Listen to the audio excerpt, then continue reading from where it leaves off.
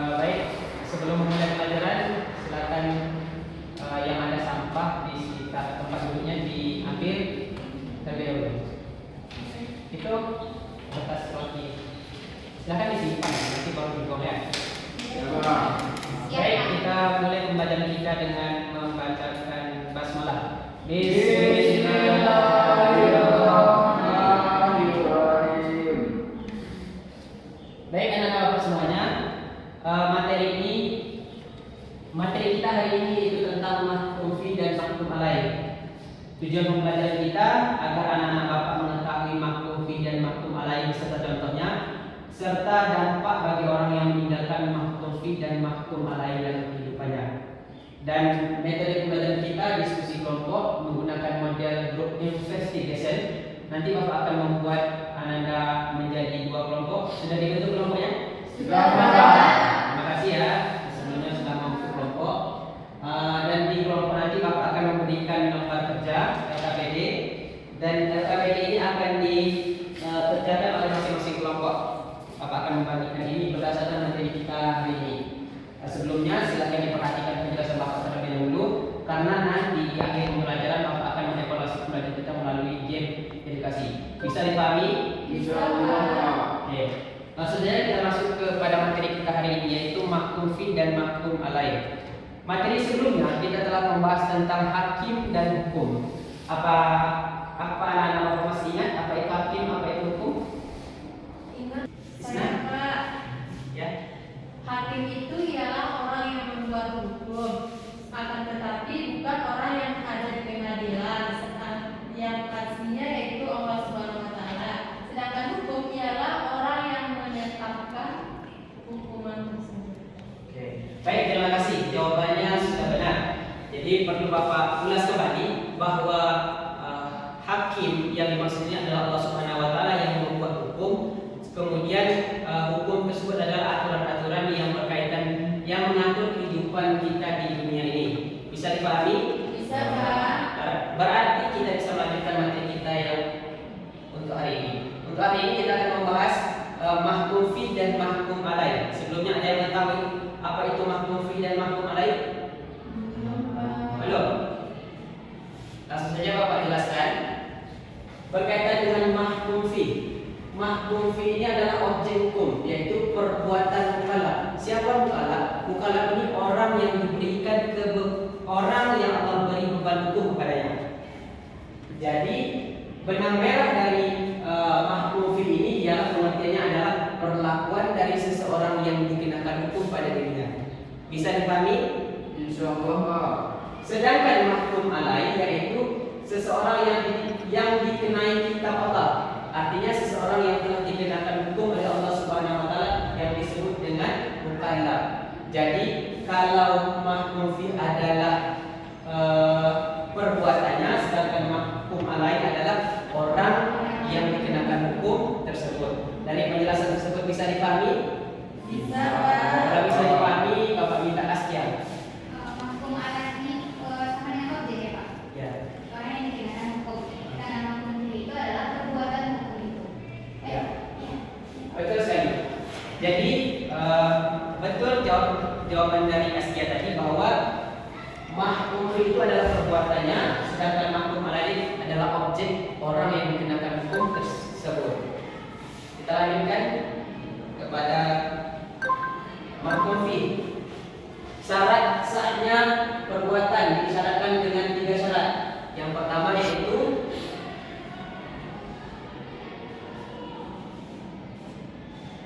perbuatan itu benar-benar diketahui oleh mukallaf. Mukallaf ini kan orang yang melakukan hukum tersebut. Jadi seseorang itu harus mengetahui apa yang hukum yang Allah Subhanahu Wa Taala berikan kepada dia tersebut. Artinya dia mengetahui, dan jika dia tidak mengetahui maka dia tidak diwajibkan untuk melakukan hukum tersebut. Contoh, anak kecil diwajibkan sholat atau tidak?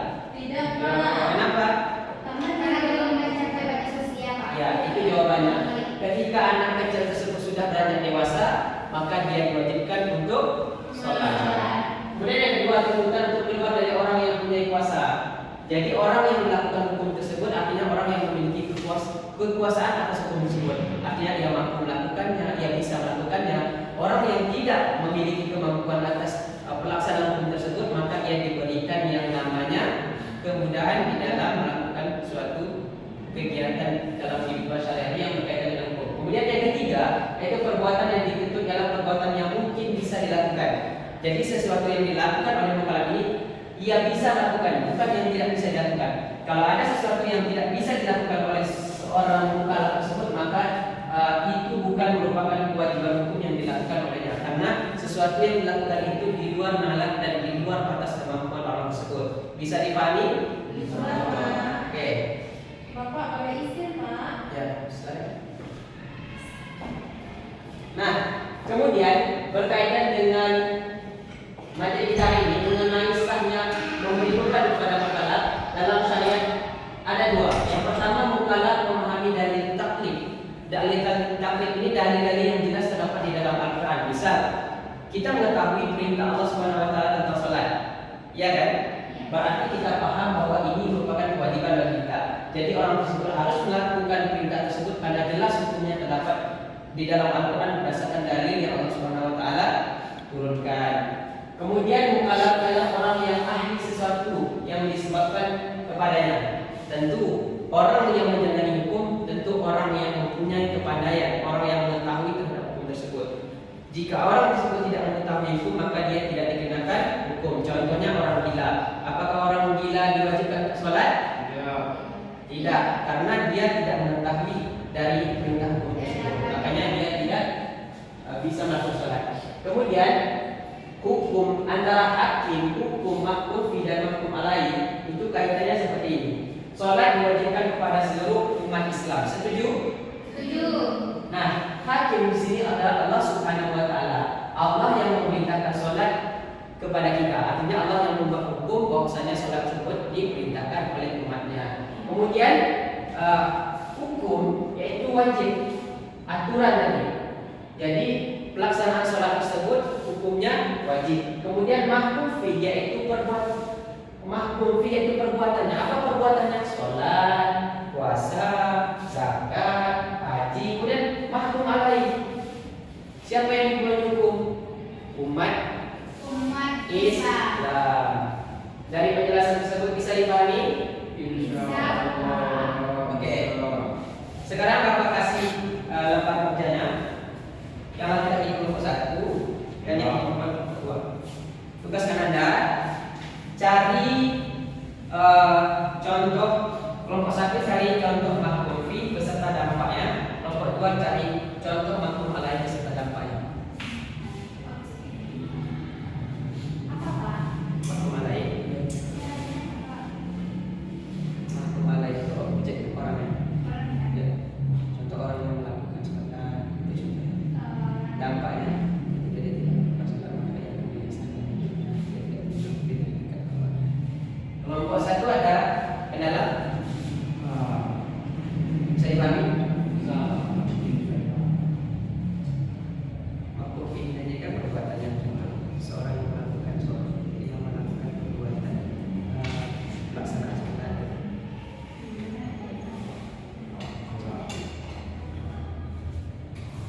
Oke, Bapak kasih waktu 1 menit dari sekarang. Oke, Bapak anggap sudah siap semuanya? Sudah, Pak. Oke. Tugasnya siap dan silakan satu orang perwakilan kelompok untuk mempresentasikan. Askia, silakan.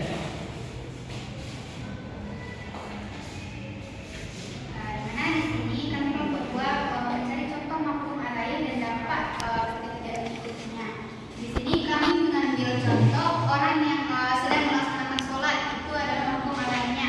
Dan dampak tidak mengikutinya ketika seseorang itu tidak melaksanakan sholat, maka dia akan gelisah, tidak tenang, jiwanya juga tidak akan tentram.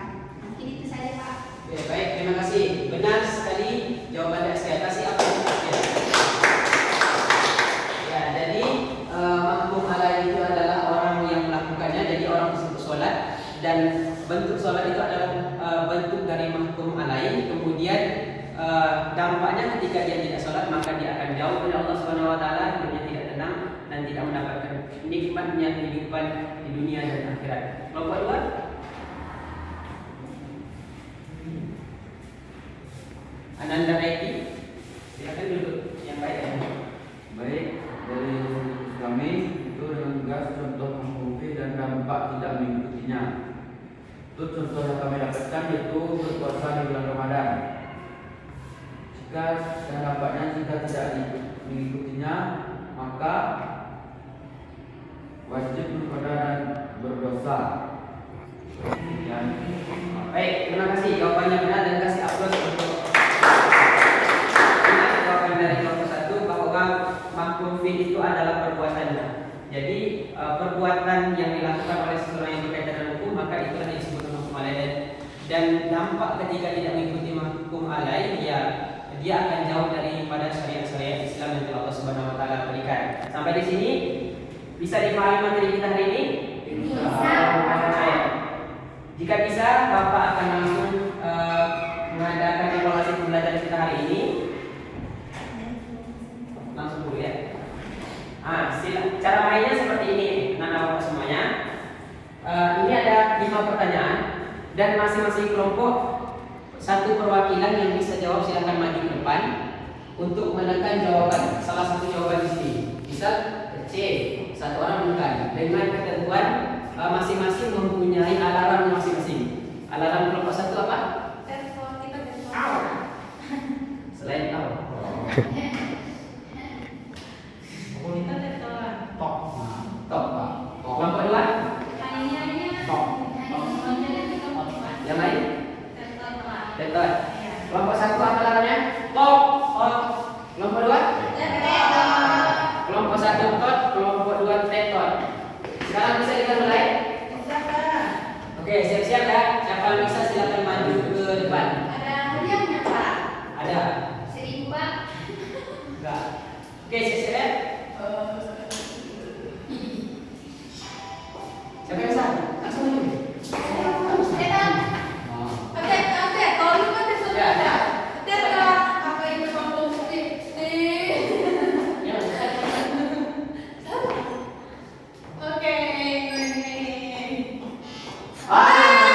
Salah. Lanjut. Siapa yang bisa? Jangan lupa pilih.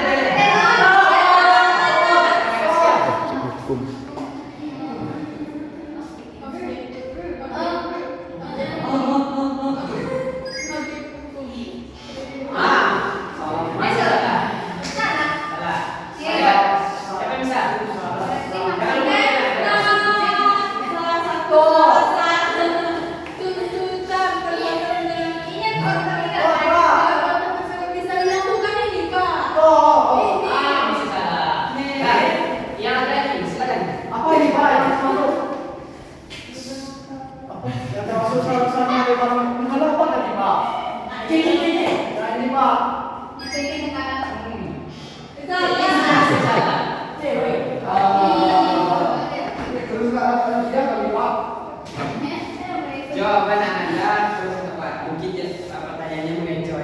Terlalu cepat Pak. Saya bingung bacanya Pak. Karena tidak ada yang benar jawabannya. Kita hapus bersama. Padahal materi tadi Bapak jelaskan sudah sangat jelas.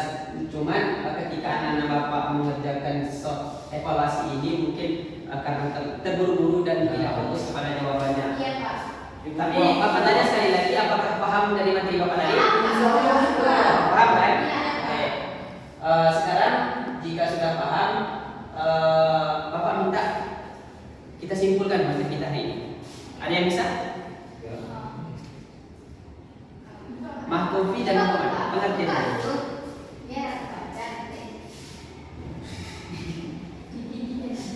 Pertanyaan tadi loh, nih hukum mahkum alaih yang paling tadi. Ya. Ada tadi yang Pak tuh. Ayo. Biar saya. Yang bisa silakan Mas. Enggak ada kata-katanya sih.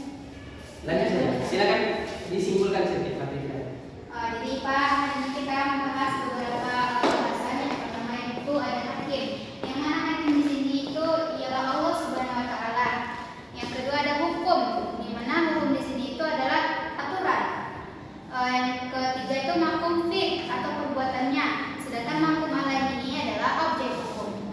Mungkin itu saja Pak. Baik, terima kasih kasih aplaus Askia. Baik, dari kesimpulan Askia tadi sudah benar dan materi kita hari ini cukup sampai di sini. Jika terdapat salah dan silap dari Bapak-bapak mohon maaf. Kita lanjutkan kepada minggu depan. Dan minggu depan tugas Anda adalah membuat resume untuk minggu besok, kemudian membuat mimpi. Dan besok untuk minggu besok silakan duduk berdasarkan kelompok yang telah dibuat pada hari ini. Bisa dipahami? Bisa. Oke. Sekian penjelasan dari Bapak tutup dengan kita akhiri bulan kita dengan mengucapkan hamdalah. Alhamdulillah. Bapak akhiri dengan wabillahi taufiq wal hidayah. Assalamualaikum warahmatullahi wabarakatuh.